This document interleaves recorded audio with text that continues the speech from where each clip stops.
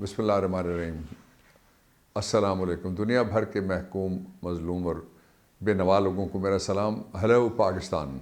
اس وقت جو بیرون ملک مقیم پاکستانی ہیں ان کو بھی میں کہتا ہوں، ان لینڈ اور پاکستان کے سارے لوگوں اور اداروں سے میں کہنا چاہتا ہوں کہ ذرا بھارت کا میڈیا ضرور اس وقت دیکھیے گا گوگل کر کے کہ وہاں پہ چل کیا رہا ہے۔ یہ نواز شریف کی بیٹی نے ایک ایسا بیان دیا ہے جس نے پاکستان کی ریاست کے بیانیے کو سانحہ پشاور کے حوالے سے ڈسٹرائے کر کے زمیں بوس کر دیا ہے۔ یہ نواز شریف کی بیٹی اس لیے متعلقہ ہے کہ یہ سٹنگ وزیر اعظم کی بھتیجی ہے، اور جو پارٹی رول کر رہی ہے سائفر کے ذریعے سے آئی، جس کو چور دروازے سے مسلط کیا ہے پاکستان پہ، اس پارٹی کی یہ مرکزی عہدیدار ہے، اور اس پارٹی کے جو ڈیسیجن میکر ہے، جو لنڈن میں بیٹھ کے پتہ نہیں کون کون ملک اور کون کون ادارے اور کون کون لوگ آ کے اس کے کان میں پھونکتے ہیں، یہ اس کی ماؤتھ پیس ہے۔ اس لیے یہ امپورٹنٹ بات ہے۔ آپ حیران ہو جائیں گے اس نے کیا کہا ہے۔ ایک یہ ہو گیا۔ دوسرا میں آپ کو یہ بتانا چاہتا ہوں کہ جو الیکشن ہیں ان کے حوالے سے 90 دن میں الیکشن کرانا آئینی تقاضا ہے۔ آج صدر پاکستان نے خط لکھا الیکشن کمیشن آف پاکستان، اور کہا یہ ہے کہ آپ کی ذمہ داری ہوگی اگر 90 دن کے اندر الیکشن کا انعقاد نہ ہوا۔ آپ کی ذمہ داری ہوگی کا مطلب کیا ہے اس کو میں ڈیسائفر کروں گا۔ ذمہ داری کا کیا مطلب ہے؟ ایک یہاں باوردی جرنیل کو جو برسر اقتدار آئے تھے ان کو سزائے موت ہوئی تھی، مرحوم پرویز مشرف کو، اس الزام میں جس کی طرف اشارہ کیا صدر مملکت۔ یہ عام آدمی نے نہیں کیا، اس لیے کہ صدر مملکت کے کیا کیا اختیارات ہیں میں تھوڑا سا وہ بھی آج آپ کے سامنے کھولوں گا کہ اگر وہ کسی کے خلاف کوئی کارروائی کروانا چاہیں تو کیا وہ کروا سکتے ہیں یا نہیں کروا سکتے، یہ میں بتانا چاہوں گا، اور اس سے الائڈ دوسرے ایشوز ہیں۔ لیکن سب سے بڑا جو انسانی المیہ ہوا ہے ترکیہ کا، میں تھوڑا سا اس کا ذکر 3 حوالوں سے کرتا ہوں۔ اپنے جو ڈیسیجن میکرز ہیں ہمارے، جو ہمارے مینیجرز ہیں پاکستان کی ریاست پہ جو قابض ہیں، اس کے وسائل پہ جو قابض ہیں، حکومت پہ قابض ہیں، اقتدار پہ قابض ہیں، میں ان کا ذرا کمپیریزن کیجیے گا ترکی کے ساتھ۔ ہم کیا کر رہے ہیں وہ اب سارے جانتے ہیں۔ ڈالر کہاں جا رہا ہے کل میں بتا چکا ہوں۔ جو ترکی کے صدر ہیں، ترکیہ جس کو وہ کہتے ہیں، طیب اردگان نے پورے ملک میں ڈالر اور غیر ملکی کرنسی پر پابندی لگا دی ہے۔ یعنی یہ پابندی اگر ابھی پاکستان میں لگے تو کیا ہوگا، یہ میں آپ کو ترکی سے بتاتا ہوں۔ پابندی عائد کر دی ہے، جس کے نتیجے میں لائنیں لگ گئی ہیں صبح سویرے ہی کہ لوگ جو ہیں وہ جا کے انہوں نے ڈالر اور غیر ملکی کرنسی کو فروخت کرنا شروع کر دیا۔ جنہوں نے رکھی تھی نا اندر کہ افغانستان میں سمگل کریں گے، وہ سارے کے سارے ترکی کے اندر یہ ہوا کہ ڈالر مارکیٹ میں آ گیا اور وہ فروخت ہونا شروع کیا، نمبر 1۔ دوسرا یہ ہے کہ 1 گھنٹے کے اندر جب جو ہی اسٹاک مارکیٹ ان کی کھلی ہے اور فاریکس مارکیٹ ان کی کھلی ہے تو $1 بلین وہ فروخت ہو گئے، فارغ ہو کے جو ہولڈرز تھے جنہوں نے کرنسی کو گھر میں چھپا کے رکھا ہوا تھا وہ آ گئی ہے خزانے میں۔ اور تیسرا یہ ہے کہ جو زلزلے سے انہوں نے انیشل ایسٹیمیٹ کیا نقصان کا، اس کا 30% انہوں نے آج یہ اعلان کیا کہ 30% ہمارا واپس آ گیا جو زلزلے سے اعلان ہوا تھا۔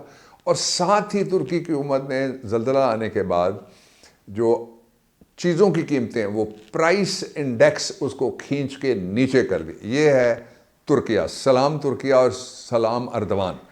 پاکستان میں کیا ہو رہا ہے وہ آپ سارے جانتے ہیں، دہرانے کی ضرورت نہیں ہے۔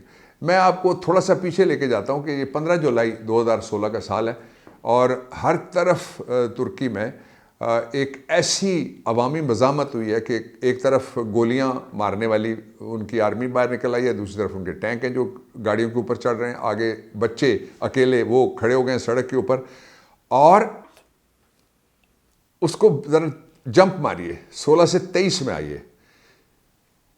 جو ہی زلزلہ نمبر 2 اور کوئی 200 کے قریب یا اس سے زیادہ اس میں چھوٹے اور بڑے جو آفٹر شاکس ہوتے ہیں، ٹیکٹونک پلیٹس آپس میں ایڈجسٹ کر رہی ہوتی ہیں زمین کے نیچے، اس میں دکانداروں نے اپنی دکانیں، چیزیں کھانے پینے کی اور ضروریات کی کھول کے مفت اپنے لوگوں کے سامنے رکھتی ہیں۔ زلزلہ زدہ علاقوں میں ترکی میں مفت چیزیں اپنے سامنے رکھتی ہیں، جو نہ وہاں مہنگائی ہوئی ہے نہ ہی کوئی شارٹیج ہوئی ہے۔ تیسری بات یہ ہے کہ نہ وہاں کفن مہنگے ہوئے ہیں، نہ امدادی سامان کو بازاروں میں بیچا گیا، اور نہ اس کو جلسوں میں سجایا گیا ہے۔ یہ تازہ ترین جو میرے پاس آ رہا ہے میرے سورس سے وہ میں آپ کو بتا رہا ہوں۔ اور پھر کیا انہوں نے کہا کہ سارے لوگوں نے مل کے جو ترکی کے ٹریڈرز ہیں، تاجر ہیں، پروڈیوسرز ہیں، سپلائرز ہیں، انہوں نے کہا ہے کہ قدرتی آفت ہے، لیکن ہم نہیں جانتے کہ یہ سازش بھی ہو سکتی ہے. یہاں میں بات کو ایک سٹڈی شیئر کی ہے کسی نے، بڑی ذمہ دار واٹس ایپ گروپ ہے، نان پولیٹیکل، اے پولیٹیکل، اس میں سے وہ اس میں یہ ہے کہ یہ کوئی چیز جو پہلے کسی جگہ مین جگہ ہوتی تھی، پھر الاسکا میں شفٹ ہوئی وغیرہ وغیرہ، کہ موسمیات کو متاثر کرنے کے لیے آرٹیفیشل ویوز کا سہارا لیا جا سکتا ہے. یہ وہاں ڈیبیٹ ہو رہی ہے. میرے پاس کوئی نہ ڈیٹا ہے نہ کوئی معلومات ہیں اس سے آگے، لیکن ڈیبیٹ یہ ہو رہی ہے کہ کیا یہ قدرت کی طرف سے آفت آئی ہے یا یہ آفت انجینئرڈ ہے. یہ ڈیبیٹ ہو رہی ہے. اب میں فوری طور پہ چلتا ہوں. جو انڈیا کے اندر اس وقت خوشی کی شادیانے بج رہے ہیں اپنے ہمارے پڑوسی ملک میں، جو آرچ رائیولری ایک چل رہی ہے تاریخی طور کے اوپر، وہ جو وہاں یہ ہے، وہ دھماکے کے حوالے سے ایبٹ آباد میں نواز شریف کی بیٹی نے ایک تقریر کی ہے. اس تقریر کے جو الفاظ ہیں وہ دو حصوں میں آپ کے سامنے رکھتے ہیں. ایک اس نے معاشی حل پیش کیا ہے اپنے چچا کے لیے اور اپنی حکومت کے لیے، اپنے چمچوں کے لیے. وہ یہ ہے کہ وہ کہتی ہے کہ کے پی کو فنڈز کی ضرورت نہیں ہے. نمبر ون، یعنی این ایف سی ایوارڈ سے جو انہوں نے نہیں دیا ہوا، آج ہمارا جو فارمر مسٹر جگڑا، فارمر وہاں پہ فائننس منسٹر ہے، اس نے جو فگرز دیے اس کا وہ جواب دے رہی تھی. اس نے کہا پیسے ہی نہیں آپ نے دیے. آپ کہتے ہیں ہم حساب کریں گے، کریں نا، پیسے تو دیں جو نیشنل فائننس کمیشن کے پیسے بنتے ہیں اس صوبے کے. ایک دوسرا اس نے کہا ہے کہ فنڈز کی پہلا کہا ضرورت نہیں، دوسرا کہا وسائل کی بھی ضرورت نہیں ہے. ایک وسیلہ ایسا ہے جس کے ذریعے سے پورا کے پی وہ جنت میں تبدیل ہو جائے گا، اور وہ وسیلہ وہ کیا ہے؟ وہ کہتی ہے کہ کے پی کو نہ وسائل کی ضرورت ہے نہ فنڈز کی ضرورت ہے. اس کو ضرورت کس کی ہے؟ نواز شریف کی ضرورت ہے. اس کو نواز شریف آئے گا تو نواز شریف اس ملک میں 1984 سے برسر اقتدار ہے.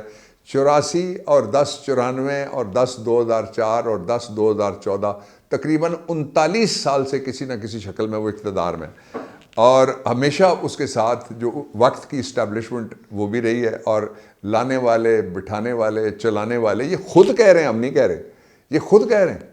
ضیاء الحق صاحب ان کو لائے تھے، ان کو وہ کہتے تھے ہمارے یہ سیاسی ابا ہیں، اور وہ کہتے تھے یہ میرا تیسرا بیٹا ہے. وہ خود کہہ رہے ہیں کہ ان کو این آر او ایک دفعہ ملا، مشرف نے ان کے اوپر نوازش کی، مشرف کے ساتھ انہوں نے کیا کیا، پھر ان کو این آر او اب پھر ملا. دوسرا جس نے اڑا کے رکھ دیا ہے پاکستان کے اس موقف کو، جس کے بارے میں اس کا چچا کہہ رہا تھا، میں 27 کو ایک کانفرنس کرنا چاہتا ہوں، میں نے کہا تھا فراڈ کانفرنس ہے. میں ریکارڈ پہ ہوں، اور میں نے جمیل فاروقی کے شو میں بھی کہا ہوا ہے، میں نے ٹویٹ میں بھی کہا ہوا ہے، میں نے اپنے کالم وکالت نامہ میں بھی کہا ہوا ہے، میں نے وی لاگ پہ بابر اعوان آفیشیل کے اوپر بھی کہا ہوا ہے. یہ فراڈ کانفرنس، وہ فراڈ 27 کو نہیں ہو سکا. پھر انہوں نے کہا وہ 29 کو کرتے ہیں، فراڈ پھر نہیں ہو سکا. اب تو اس کی ضرورت ہی نہیں باقی رہے گی، اس لیے کہ اس نے کہا ہے، میں اس کے لفظ استعمال کرنا چاہتا ہوں، اپنے لفظ استعمال نہیں کرنا چاہتا. I have taken it down, کہ پشاور دھماکے کے ذمہ دار وہ لوگ ہیں جو 10 سال سے حکومت میں تھے. اور دو طرف اس نے اشارہ کیا.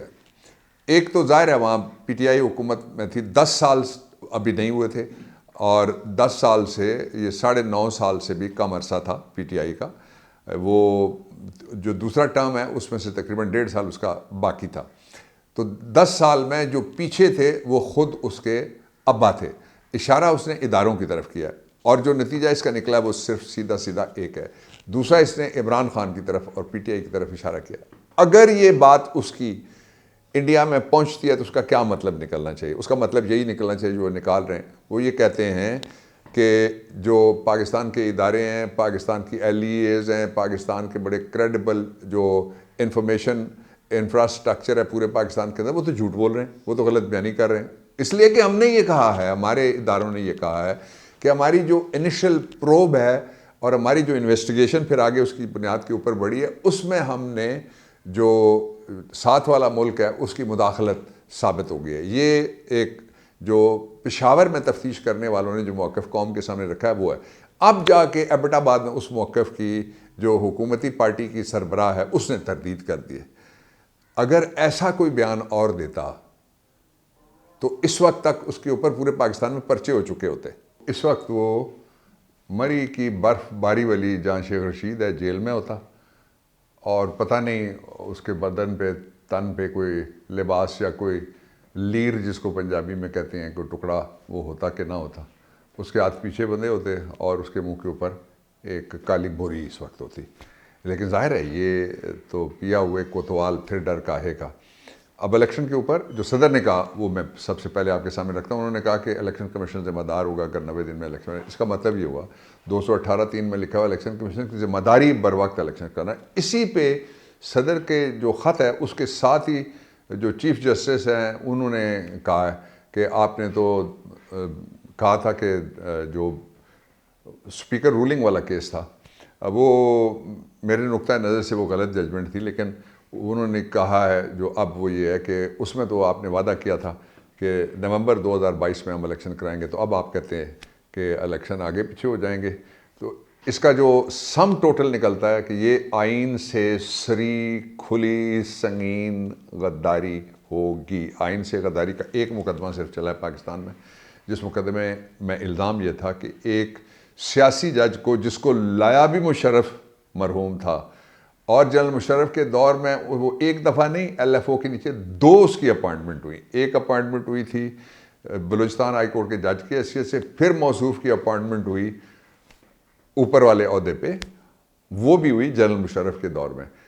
اور اس کو ہٹانے کے الزام میں جس کو وہ لگایا تھا، جنرل کلازز ایکٹ کہتا ہے جو لگا سکتا ہے ہٹا سکتا ہے، اس بحث میں ضرورت ہی نہیں رہی. جنرل مشرف صاحب کا نہ اقتدار ہے نہ وہ دنیا میں باقی ہیں، اور وہ دوسرے کا کیا حال ہے آپ جانتے ہیں. تو لیکن سم ٹوٹل یہ نکلتا ہے کہ یہ آئین سے غداری ہے. اگر سزائے موت ہو سکتی ہے اس بات پہ کہ کسی کو اپنے لگائے ہوئے شخص کو کیوں ہٹایا ہے جو جج تھا، تو یہاں بھی آئین سے انحراف، اس کو سبوتاژ کرنا اور آئین کو توڑنا، جو بھی توڑے گا اس کے لیے یا جو اس کو کور اپ دے گا، لیگل کور اپ دے گا، خواہ وہ عدالت ہو. تو آرٹیکل 6 اور آرٹیکل 6(2) بڑے کلیئر ہیں. کل پھر بات کریں گے. پاکستان زندہ باد.